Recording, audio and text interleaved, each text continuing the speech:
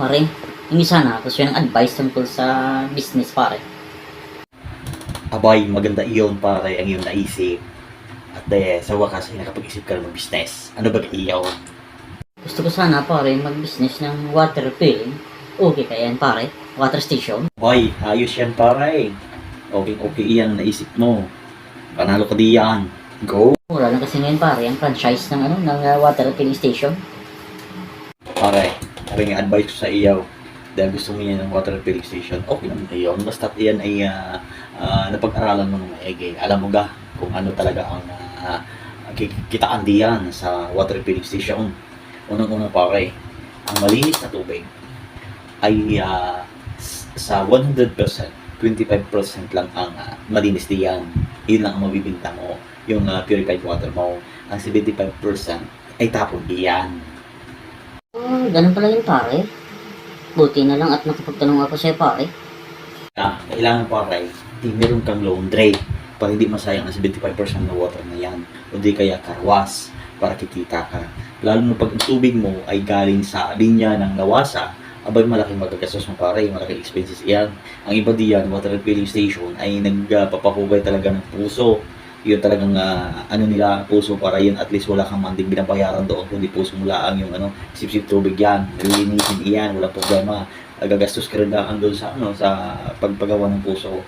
Pero sa una lang, hindi kagaya ng kukuha ka sa linya, lilinisin mo pa, babayaran mo yun, lilinisin mo pa. Ganon katindi dyan. Pagkatapos niyan, kung ang inyong lugar ay residential lang, ay siyempre ang dideliveran mo, bahay-bahay lang.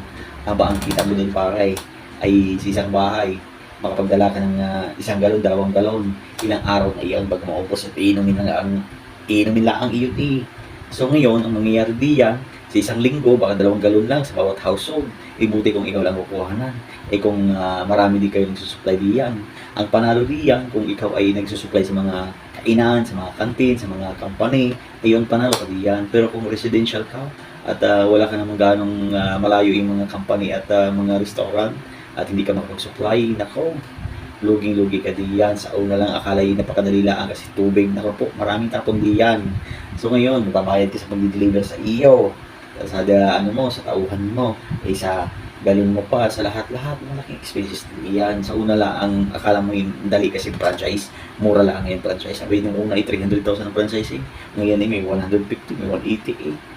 Ganun lang ang business ng tubig. Kailangan pag-aralan mo maigi. Hindi ganun kadali. Ito pa pare, ngayon ang galon ay 25 pesos lang.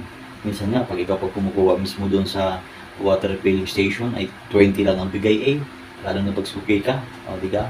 Ngayon. So, kailangan minimum na binta mo sa isang araw ay 100 gallons para hindi ka lugi. Yan ang negosyo ng water refilling station. Maraming salamat pare. Pag-isipan ko nga muna yun. Thank you. Kaya pare, yung advice ko sa'yo, bago ka magsimula ng negosyo ng iyan, aralin mo muna.